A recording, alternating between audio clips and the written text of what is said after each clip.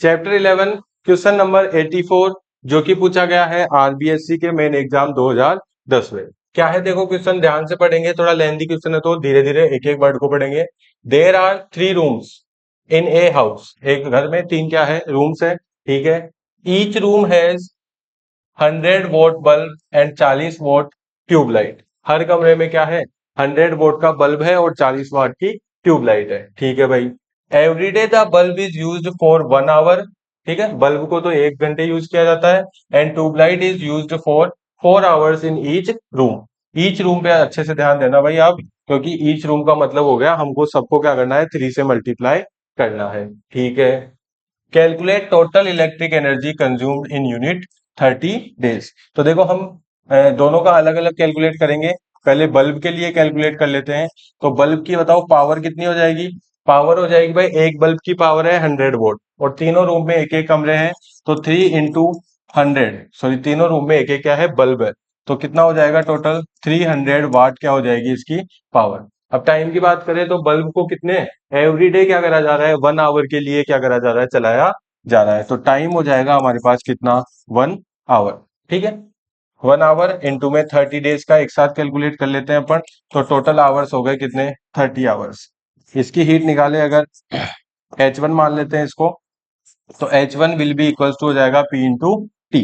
तो पावर हो गई 300 और टाइम हो गया कितना 30, तो 3 3 जा हो गया ये कितना 9000 वाट आवर। इसमें अगर मैं 1000 का डिवाइड करता हूं तो ये हो जाता है क्या 9 किलोवाट आवर। क्या हो जाएगा भाई 9 किलोवाट आवर, यानी कि 9 यूनिट्स, क्योंकि 1 किलोवाट आवर किसके बराबर होता है 1 यूनिट के बराबर होता है। इसके बाद में अगर हम ट्यूबलाइट की बात करें,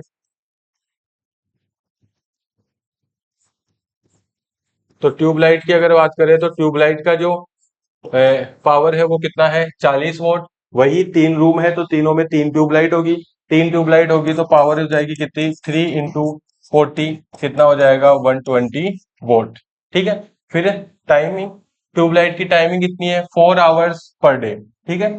तो 4 आवर्स पर डे है तो 4 आवर्स पर डे कितने दिन तक 30 दिन तक चलेगी ये भी, तो 4 इंटू 30 कितना हो गया 120 आवर्स हो गया। कितने आवर्स हो गए भाई 120 आवर्स हो गए।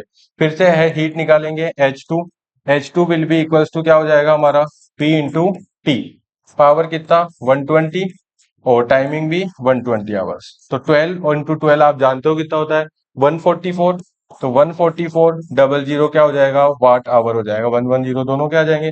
फिर इसमें 1000 का आप अगर डिवाइड करते हो तो देखो 2 जीरो से 2 जीरो कैंसिल और 1 जीरो का क्या लगा दोगे पॉइंट, तो 14.4 क्या हो जाएगा किलोवाट आवर, यानी कि 14.4 यूनिट क्या हो जाएगी इसकी इलेक्ट्रिसिटी खर्च हो जाएगी। फिर लास्ट में अगर आप कैलकुलेट करोगे क्या टोटल एनर्जी पूरे घर की, तो H will be equals to H1 plus में H2। तो H1 है 9 यूनिट्स और H2 है हमारे पास 14.4। तो 14 में जब आप 9 ऐड करते हो तो क्या आ जाता है आपके पास 23.4 यूनिट। तो इस तरीके से क्या हो जाएगा घर की पूरे 30 दिन की एनर्जी आप कैलकुलेट कर सकते हो। तो कंफ्यूज ना होने के लिए क्या करो आप पहले बल्ब को कर लो 3 से इंटू करके पावर को, फिर क्या कर लो इस तरीके से कैलकुलेट कर लो, और ट्यूबलाइट को भी क्या करो 3 से पावर को मल्टीप्लाई करके, क्योंकि हर घर में 3 रूम है और तीनों रूम में एक एक बल्ब और एक एक ट्यूबलाइट है, क्वेश्चन खुद बता रहा है। तो इस तरीके से आप इस क्वेश्चन को इजीली सोल्व कर सकते हो।